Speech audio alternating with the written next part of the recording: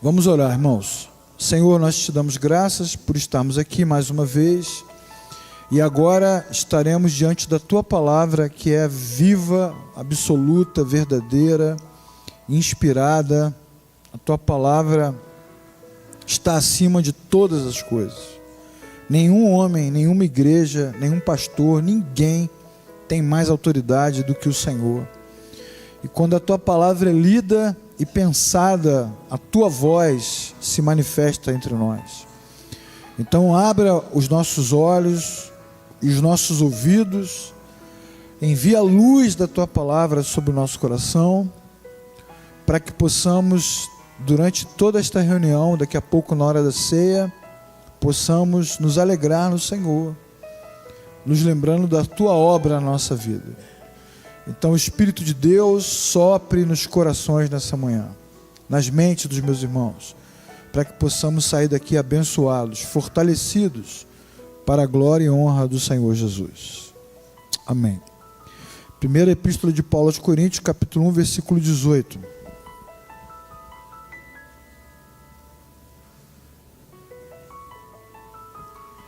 A palavra da cruz, ou numa versão mais antiga, a mensagem da cruz é loucura para os que se perdem, mas para nós que somos salvos é o poder de Deus. A palavra da cruz é loucura para os que se perdem, mas para nós que somos salvos é o poder de Deus.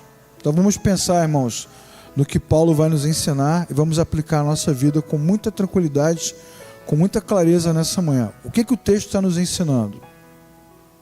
Que o poder da cruz não está na sua exibição. O poder da cruz não está na peça, mas está na pregação. Não tem poder na cruz, ao contrário do que a Igreja Católica Romana ensina, e ao contrário também do que os místicos acreditam, que podem enfrentar espíritos malignos, demônios, vampiros, fantasmas, assombrações, problemas, exibindo a cruz. Mas a Bíblia vai nos ensinar que não há poder na cruz, nem no formato da cruz. O poder está no Evangelho, no poder de Deus. Então vamos ler Romanos 1,16, que diz assim: o Evangelho é o poder de Deus para a salvação de todo aquele que crê. Então o poder de Deus não está no elemento cruz, mas o poder de Deus está na mensagem do Evangelho que flui, que emana, que sai a partir da obra que foi realizada na cruz. 1 Coríntios capítulo 15, do versículo 1 ao versículo 4, diz assim: quero lembrar aos irmãos o Evangelho que vos anunciei. Por ele fostes salvos, que Cristo morreu pelos nossos pecados, segundo as Escrituras, foi sepultado, ressuscitou ao terceiro dia, segundo as Escrituras. 1 Coríntios capítulo 15, do versículo 1 ao 4. Preste atenção no que o texto está dizendo.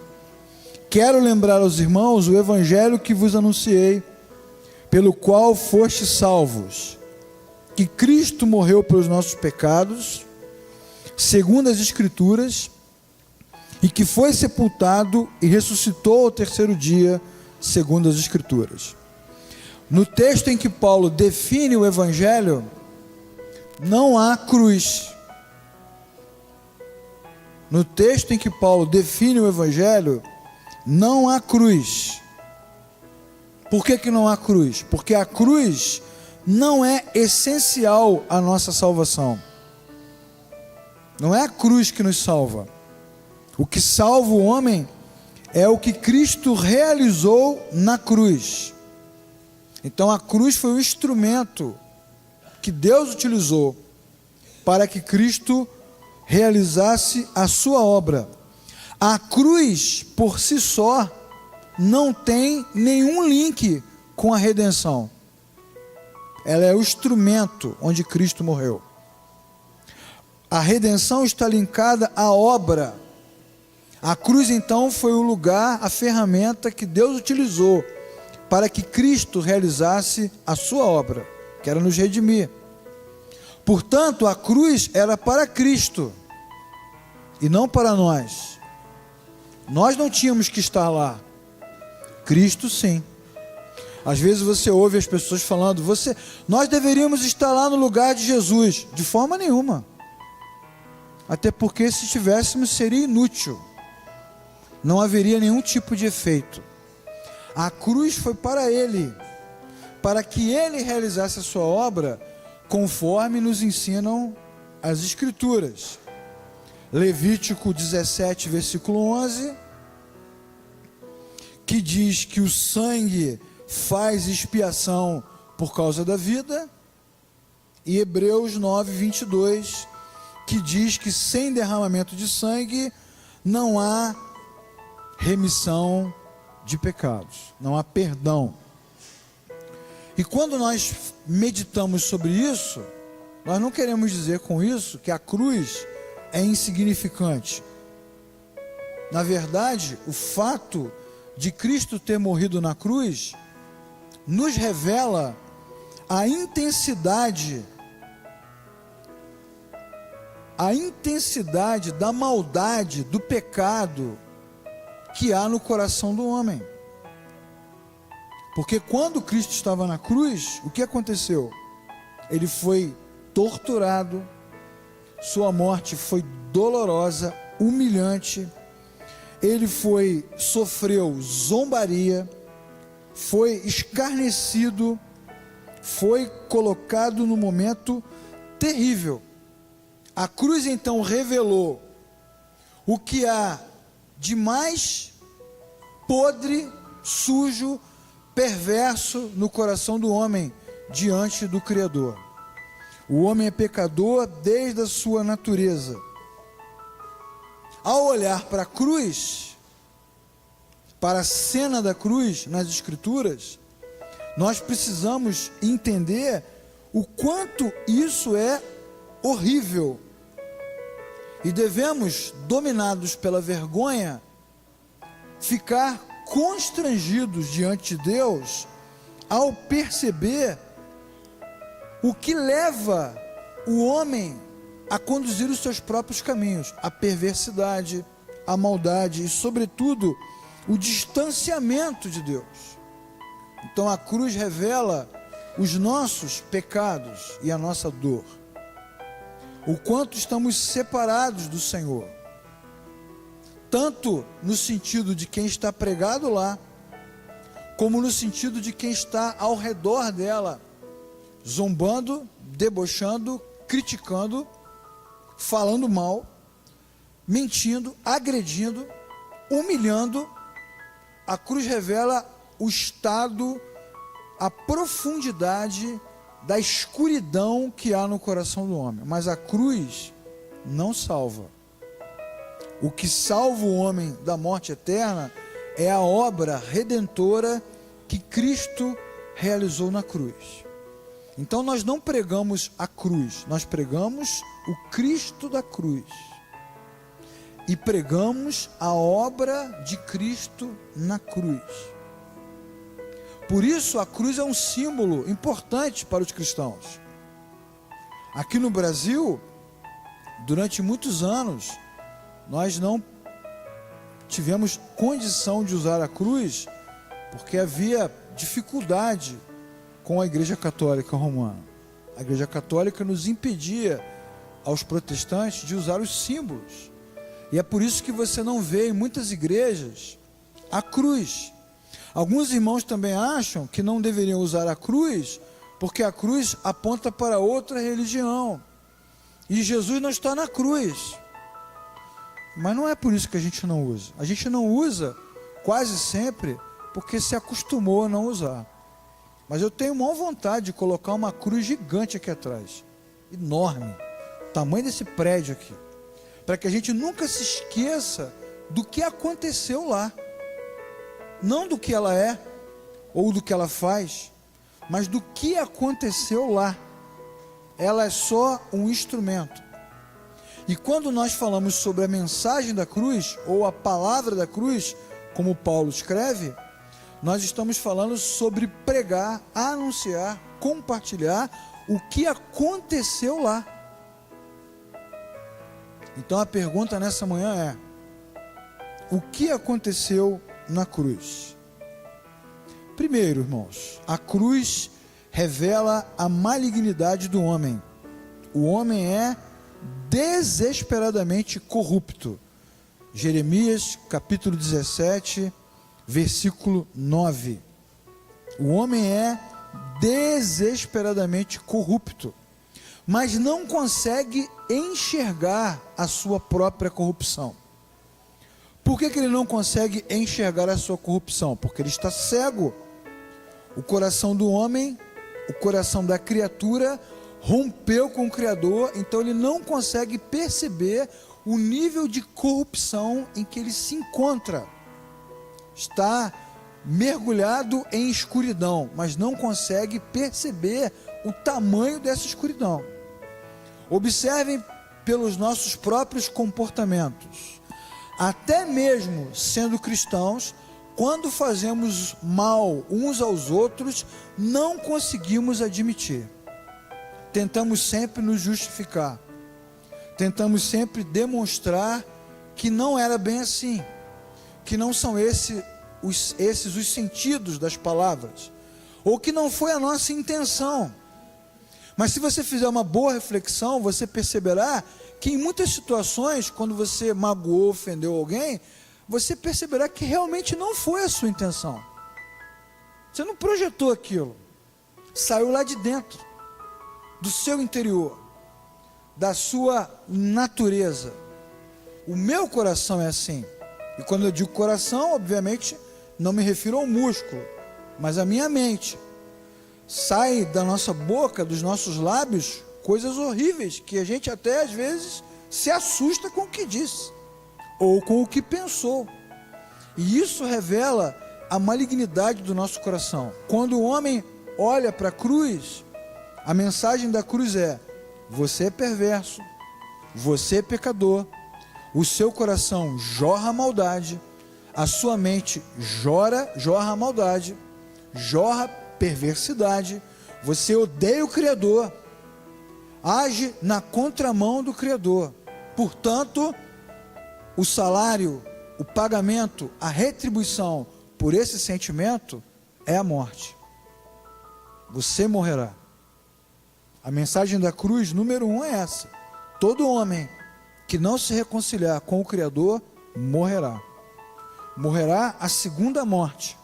Não apenas o seu corpo padecerá, mas será para sempre separado de toda a vida. O que na nossa mente mortal, finita, é impossível de dimensionar. Mas a Bíblia nos afirma com clareza que é um horror. Esta é a primeira mensagem da cruz. Já falei várias vezes aqui, repito: o Evangelho não é moral. Então, os que nunca usaram drogas, nunca se viciaram, os que nunca roubaram, os que nunca mentiram, os que nunca falharam, os que nunca traíram, todos, sem exceção, se não se reconciliarem com o Criador, perecerão, com as suas virtudes, com os seus exemplos, com a sua trajetória. Sem Cristo não há salvação. Essa é a mensagem da cruz. Ok, Jesus está ligando. A segunda mensagem da cruz é que, apesar de toda essa escuridão, a resposta de Deus, que poderia ser uma resposta de juízo, é uma resposta de amor. Deus responde com amor a toda perversidade que o homem produz. Deus responde com graça a toda perversidade que o homem gera. Eu quero pensar com você agora no símbolo da cruz. O símbolo da cruz. Qual é a ênfase que se dá sobre a cruz, por exemplo, quando uma pessoa coloca um crucifixo? e nesse crucifixo está o Cristo lá, preso. A ênfase que se dá está no sofrimento. E quase sempre se diz isso do púlpito: Jesus sofreu em nosso lugar. Jesus sofreu por você. Jesus sofreu muito. Eu já brinquei várias vezes com a Marta, uma música que eu falo para ela: canta, Marta, que é Via Dolorosa, né? A gente brinca bem sobre essa música, que é uma música dos anos 90, que fala sobre Jesus andando para a cruz. Você ouve a música, parece que você está vendo uma cena de tortura.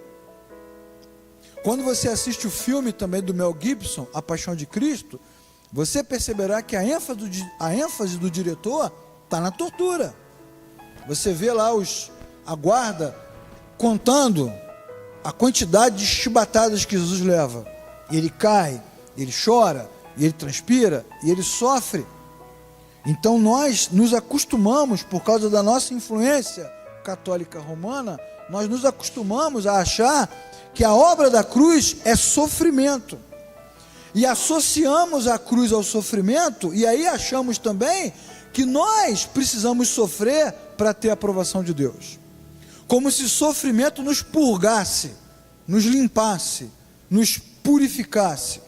E daí vem toda essa lógica e esse pensamento religioso: estou passando por uma moenda, estou passando por um moinho, Deus está moendo a minha vida. Então a gente se sente até bem quando sofre, porque acha que isso é um sinal de purificação. Mas não é verdade. Não é o sofrimento que nos salva. O que nos salvou foi o fato de que Deus imputou a Cristo a nossa culpa. E só isso. Não está na dor, nem no sangue, nem no corpo rasgado, nem na coroa de espinhos. E você vê os pregadores falando: pense na coroa entrando na sua cabeça e o sangue jorrando. Aí os irmãos choram. Nós participamos de um retiro uma vez, há muitos anos atrás, o retiro numa igreja X qualquer. E aí, no meio da pregação, o pastor disse para que todos levantassem os seus braços, né? Não baixa não. Vê quanto é que tempo você aguenta para você sentir o que Jesus sofreu na cruz. Como se ficar de braço levantado nos desse essa noção. O esquizofrênico não é o fato dele propor você ficar de braço levantado. O esquizofrênico é o pessoal começar a sentir dor e gemer. Ai, meu Deus, sofreu demais. Não, irmãos, não foi o sofrimento que nos salvou. O que nos salvou foi o fato de que Deus imputou em Cristo a nossa culpa. Cristo morreu para que nós não precisássemos morrer. Como está escrito em Isaías 53, versículo 10. Sua alma foi dada como oferta pelo pecado. Versículo 6. Deus fez cair sobre ele a iniquidade de todos nós. 1 Pedro 2,24.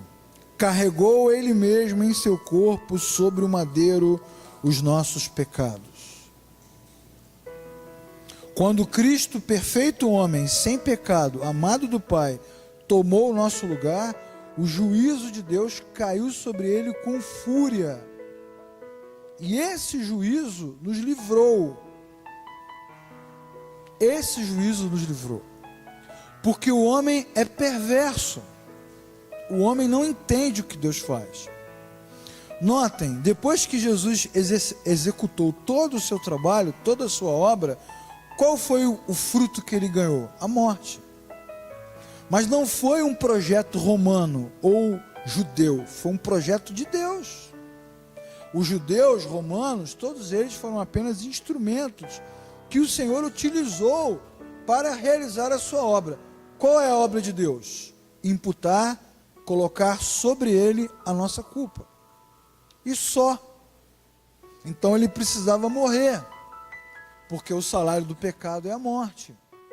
Então ele morreu voluntariamente.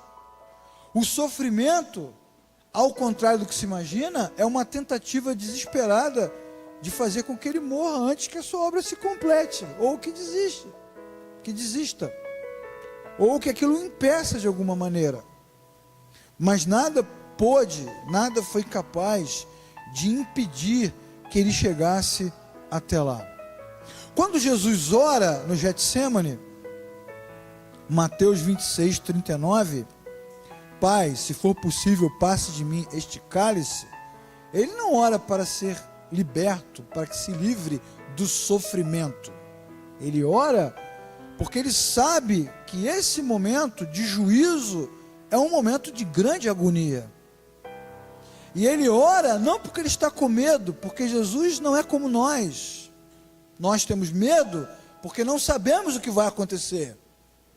Jesus sabe porque vai acontecer, porque ele é Deus. Ele não está à mercê do tempo, tudo emana dele mesmo.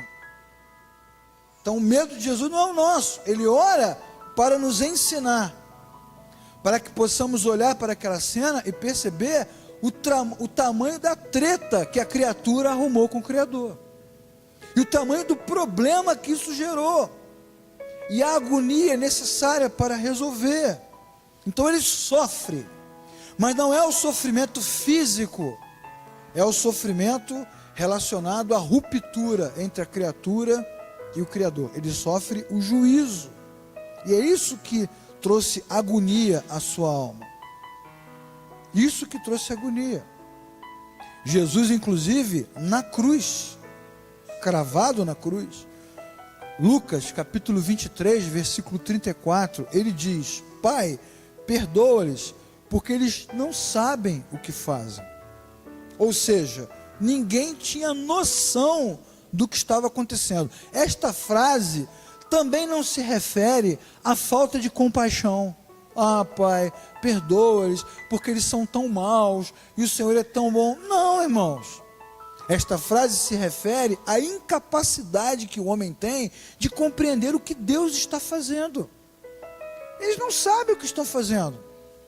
Eles estão matando o Criador, mas eles não sabem que eles são um instrumento do próprio Criador. É o Criador que está fazendo aquilo. Era necessário que ele morresse, e assim morreu. Morreu por quê? Porque o salário do pecado é a morte.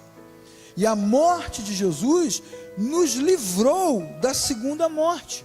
E agora, mesmo que alguém arranque de nós esse corpo, ninguém poderá levar mais a nossa alma.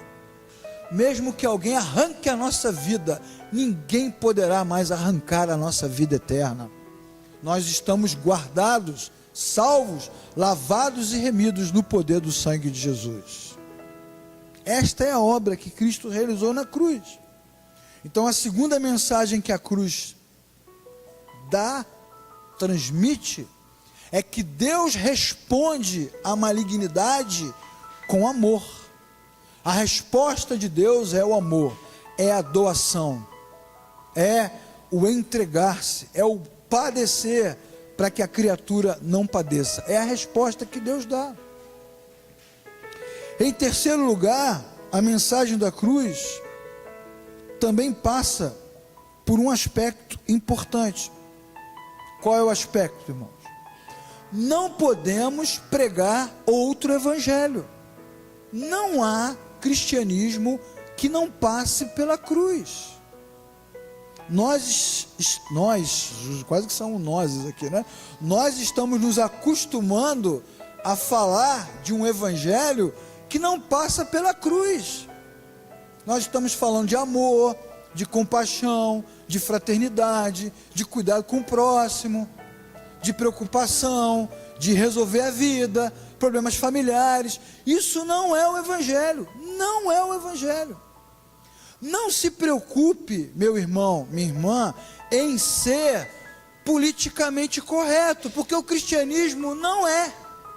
Não se preocupe também em ser totalmente assertivo e totalmente claro quando você testemunha da sua fé, porque nós nunca seremos. Nós precisamos confiar no poder de Deus, e nunca, jamais, em tempo algum, subestimar a capacidade que o Espírito Santo tem de comunicar-se com o coração do homem.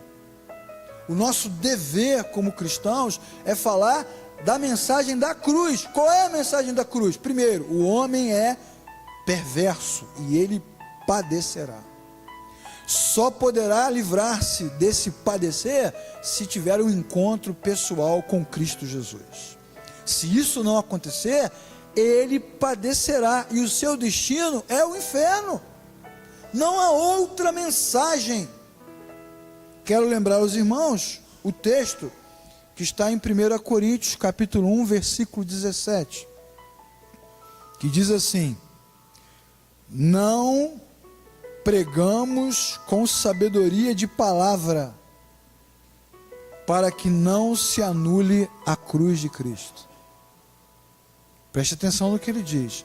Não pregamos com sabedoria de palavra, para que não se anule a cruz de Cristo. O que isso quer dizer? Que não adianta adaptar a mensagem.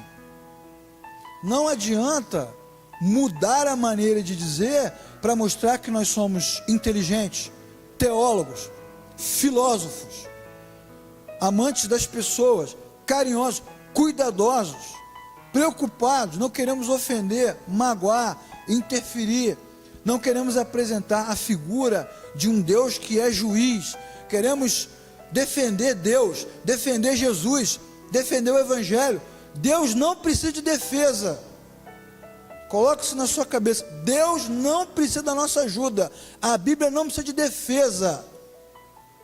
Qualquer adaptação à mensagem vai demonstrar a nossa falha em comunicar a verdadeira palavra que a cruz transmite. Qual é a palavra que ela transmite? O homem é perverso e perecerá, a não ser que ele tenha um encontro verdadeiro, transcendente, pessoal com Cristo Jesus. Senão, vai todo mundo para o tacho, com virtude ou sem virtude, com problemas morais ou não. Todos pecaram e destituídos foram da glória de Deus. Então a cruz também vai nos lembrar que a mensagem não deve ser adaptada, porque nós não podemos partir para uma discussão moral, querendo que as pessoas melhorem o seu comportamento, como se isso transformasse alguém em cristão. Irmãos, o que transforma o ser humano em cristão é o encontro com Cristo. O ladrão na cruz, seja lá o que ele fez, é tão crente quanto você que está na igreja a vida inteira, porque creu em Jesus. O que faz do ser humano crente é o crer em Jesus. E nós, muitas vezes, mudamos a mensagem para tornar a mensagem mais atraente, mais adequada, mais amorosa, mais cuidadosa, menos assustadora. Mas eu quero te dar uma notícia assim bem bombástica. O Evangelho, a mensagem do Evangelho é assustador, é para deixar perplexo, é para dizer para tua avó lá, aquela velhinha maravilhosa, angelical, parece um querubim, que faz aquele cajuzinho espetacular, que te recebe com todo amor, que é fofa, que é show. Tem que dizer para si: vó, fala, netinho, tu vai para o inferno, vó, se não tiver um encontro com... Tem que ter coragem para testemunhar da fé, porque nós não queremos acreditar numa barbaridade dessa. Também não queremos acreditar que os bebês, essas crianças lindas que correm pelas estradas da igreja local, não queremos acreditar que essas meninas cheias de cachinhos, princesas, perecerão. Mas eu tenho uma notícia horrível, ainda bem que você está sentado: todos eles perecerão, se não tiverem um encontro com Cristo. Essa mensagem não pertence a nenhuma denominação. Essa mensagem vem do céu para a Escritura, e ela está revelada. Portanto, a mensagem da cruz é dolorosa, terrível, é para te deixar perplexo, de cabelo em pé, é para as mães chorarem mesmo pelos seus filhos, não no aspecto moral, mas chorarem para que Deus os encontre em algum lugar.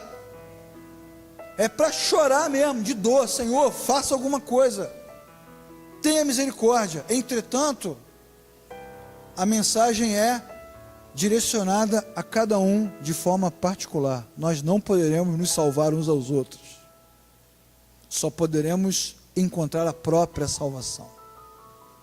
Estamos juntos aqui navegando no mesmo barco, mas provavelmente não estaremos juntos eternamente, todos.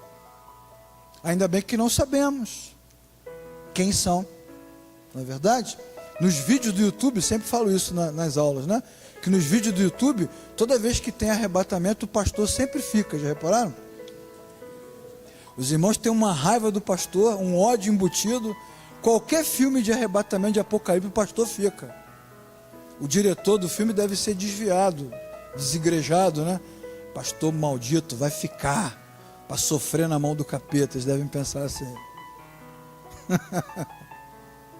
Mas pelo menos essa parábola, essa metáfora serve para dizer que nós somos capazes até de ocupar cargos eclesiásticos. Podemos pregar, ser ordenados a pastores, né? Usar a Bíblia, ensinar teologia, plantar igrejas, mas isso não garante a nossa salvação.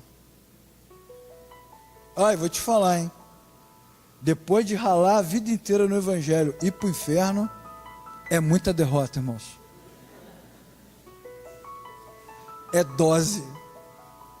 É muito difícil um negócio desse. Portanto, abrindo um parênteses aqui, quem se diz vocacionado, se você se diz vocacionado, tenha certeza.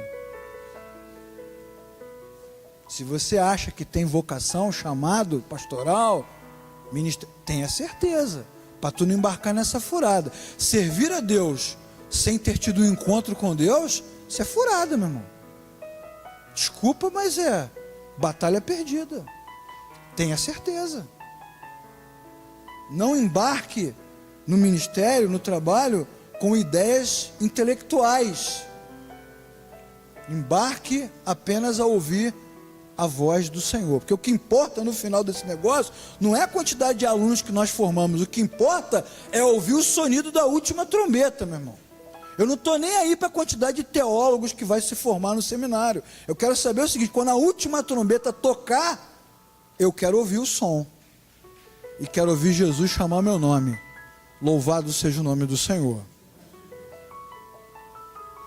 A mensagem da cruz também é importante, porque ela nos mostra que para aqueles que creem no Senhor, ela nos ensina que nós morremos com Cristo. Ele morreu, e por causa da nossa fé, nós morremos com Ele também. E assim como nos ensina Filipenses 3,10, nós também podemos experimentar o poder da ressurreição. O que Paulo diz em Gálatas 6,14? Gálatas 6,14: já estou crucificado com Cristo. Morremos com Ele. E se morremos com Ele, o que isso significa na prática? Significa que nada mais nesse mundo nos afeta. O dia pode ser horrível, de manhã o nosso coração se enche de refrigério, porque nós nos lembramos da vida eterna. Essa porcaria toda vai acabar. Chegará o dia em que eu entrarei pelas portas da Jerusalém celestial. Isso enche o coração de esperança daqueles que realmente nasceram de novo, porque sabem que morreram com Ele, e se morreram com Ele, também ressuscitarão com Ele no último dia. Você pode dizer glória a Jesus? A Bíblia diz na segunda carta de Paulo aos Coríntios, capítulo 5, versículos 14 e 15, diz assim: um morreu por todos, logo todos morreram, e Ele morreu por todos, para que os que vivem não vivam mais para si mesmos, mas para aqueles que por eles morreu e ressuscitou. 2 Coríntios, capítulo 5, versículos 14 e 15. Um morreu por todos. Para quê? Para que os que morreram com Ele não vivam mais para si mesmos, mas vivam para Ele. Então, quando nós realmente nascemos de novo, nós passamos a viver olhando para Ele. Olhando para Ele em que sentido? O que significa viver para Jesus? Porque às vezes os irmãos acham, por pouco conhecimento bíblico ou por falta de ensino, acha que se morreu, morri. Então agora nunca mais vai ter pensamento maldoso. Claro que vai, pô. Morri, nunca mais vou errar. Claro que vai. Acha que vem na frente, né? Nas igrejas que fazem apelo, que vai voltar para a sua cadeira completamente transformado. Claro que não. Claro que não. Ora, então o que mudou? Se a minha vontade não mudou, se o meu sentimento não mudou, se a minha inclinação não mudou, o que mudou? Mudou a minha cabeça. Porque agora eu penso de outra forma e entendo o que Cristo realizou na cruz. Então eu sei que mesmo que eu fale, que eu erre, que eu tropece, eu posso me levantar, porque Cristo não será crucificado novamente. Ele foi crucificado uma vez só. Esta morte, esta obra está valendo na minha vida de agora e para todo sempre. Louvado seja o nome do Senhor. Não há necessidade de outra ressurreição, de outra morte. Ela é definitiva, ela é única, ela é absoluta. Então eu posso seguir com tranquilidade. Quando a Bíblia diz, Romanos 6,11, que nós devemos viver mortos para o pecado e vivos para Deus, é isso. É sobre esse ponto que a Bíblia está ensinando. Que agora os pecados, as inclinações, os pensamentos, eles existem, mas não dominam mais o meu coração. Em que sentido? Eu não sou mais escravo deles. Eu posso não fazer, eu posso me arrepender, eu posso remontar, eu posso caminhar novamente, eu posso dar um passo atrás, eu posso rever a minha vida. Eu não estou mais condenado. Pelo contrário, as coisas velhas se passaram e eis que tudo se fez novo. Onde? Aqui, irmãos. Aqui. Nós saímos do culto, voltamos para a mesma casa, para o mesmo trabalho, para os mesmos problemas. A diferença é que nós voltamos diferentes, mente diferente, olhares diferentes, conceitos diferentes. A cruz me faz lembrar que eu morri com Cristo. Então agora nada mais deve me prender, nem me atrair, nem me humilhar, nem me acusar. Eu estou livre de toda acusação. O que nos ensina o apóstolo João? Filhinhos, não errem, mas se errarem, lembre-se, vocês têm um advogado diante do Pai. Então, mesmo que vocês errem, e mesmo que vocês errem feio, hein? Não tem esse versículo na Bíblia? Mesmo que vocês errem feio, hein? Tem até o "hein" lá. Se confessarem os vossos pecados, Ele é fiel e justo para nos perdoar e nos purificar de toda injustiça. Você crê nisso, meu irmão?